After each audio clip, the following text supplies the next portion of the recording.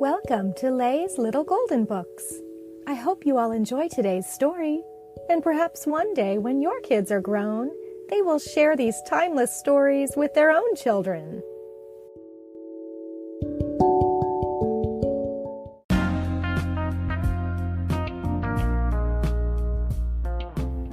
The Beatles, a Little Golden Book biography by Judy Katchke, illustrated by Mikey Plensky. John, Paul, George, and Ringo were four friends from Liverpool who rocked the world as the Beatles. Each year, millions of visitors come to the bustling city in northwest England to learn about the band and see where their musical dream began. John Winston Lennon was born in Liverpool on October 9, 1940. His middle name came from England's Prime Minister at the time, Winston Churchill. When John's parents split up, he went to live with his Aunt Mimi. John spent hours in his room drawing cartoons, writing stories, and playing his guitar. The guitar was a gift from his mother, Julia, who died when he was 17. Paul McCartney was born on June 18, 1942, into a house filled with music. His father was a cotton salesman who played piano and trumpet in his own jazz band.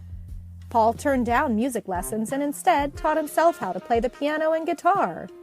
Like John, Paul lost his mother when he was young, but John and Paul shared something else that would bring the two together, a love of music. One summer day, Paul dropped by a festival to hear a band called the Quarrymen.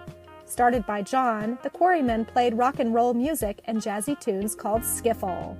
During the band's break, Paul played a few songs on the guitar. John liked what he heard and asked him to join the band. The Quarrymen had kids dancing all over Liverpool. When they needed a third guitarist, Paul suggested his friend George Harrison. Born on February 25, 1943, George fell in love with rock and roll after hearing Elvis Presley play Heartbreak Hotel. When he got his first guitar, George practiced so much that his fingers were sore. All that practice paid off. At the age of 15, George auditioned for the Quarrymen on the top of a double-decker bus.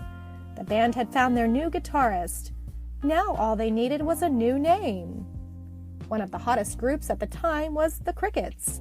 John thought it would be cool for their band to have a bug name too. Guitarist Stuart Sutcliffe suggested Beatles, or Beatles. With their new name came a new goal. The Beatles would become famous, or as they like to say, they'd go to the toppermost of the poppermost. The Beatles were still far from famous when they were invited to perform in Hamburg, Germany. John, Paul, George, Stuart, and drummer Pete Best jumped at the chance to bring their tunes overseas. The band played every day of the week, sometimes for as long as 8 hours.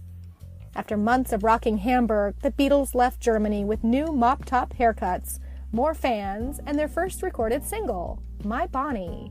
They also left without Stuart, who stayed in Hamburg to study art. The Beatles were back in Liverpool and back to performing at small clubs. Fans stood wall to wall to hear them play. The band's popularity was growing. All they needed was a recording contract and a little help from a friend named Brian Epstein. As the Beatles' new manager, Brian got right to work. First, he changed the band's look. Instead of leather jackets and jeans, John, Paul, George, and Pete would perform in suits and ties. And the boys were expected to act like polite gentlemen and always be on time for their shows. John and Paul got to work too, teaming up to write new songs. Paul wrote his lyrics neatly in a notebook. John scribbled his songs on random scraps of paper. Their writing styles were different, but they led to catchy tunes such as She Loves You and I Want to Hold Your Hand. The Beatles had great new songs, but still no recording contract. Finally, a music producer named George Martin invited John, Paul, George, and Pete to audition at his studio. After hearing them play Love Me Do, he offered the Beatles a contract and a suggestion: find a new drummer. Saying goodbye to Pete wasn't easy, but the Beatles would soon say hello to an awesome drummer from Liverpool who called himself Ringo Starr. Born Richard Starkey on July 7, 1940, Ringo spent many months in the hospital as a young teenager. To pass the time, he started drumming, grabbing whatever he could to bang on his bedside cabinet. Years later, the drummer with many rings on his fingers had the right look and the right beat for the Beatles. And by 1963, Beatlemania had spread throughout England. Kids combed their Beatles haircuts, carried Beatles lunchboxes to school, and read Beatles magazines. When fans thought they knew the band's favorite candy, they showered the stage with jelly beans while they sang. Along with the fame came a new nickname. John, Paul, George, and Ringo were called the Fab Four because they were so fabulous. The Beatles now sang at fancy London theaters and even performed for the royal family. What could be bigger than that? Brian had an idea. The Beatles would go to America. The first stop would be New York City to perform on a popular TV show, then off to Washington, D.C. for the first Beatles concert in the USA. To Brian's surprise, the Beatles were more worried than excited.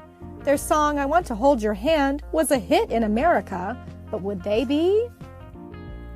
On February 7, 1964, the Beatles arrived at New York's John F. Kennedy International Airport. The Fab Four didn't know what to expect until they were greeted by thousands of fans screaming their names and waving welcome signs. The Beatles had arrived in America, and so had Beatlemania. That Sunday, 73 million Americans tuned in to meet the Beatles on The Ed Sullivan Show. In Washington, D.C., they played in an arena packed with fans. John, Paul, George, and Ringo had truly reached the toppermost of the poppermost, and it was just the beginning. For the next 6 years, the Beatles would give the world over 200 hit songs. They would be honored by their queen and star in 5 movies. The Beatles would become the best-selling band in music history. But through all their triumphs and fame, John, Paul, George, and Ringo would always be 4 friends from Liverpool who made their dreams come true. The end.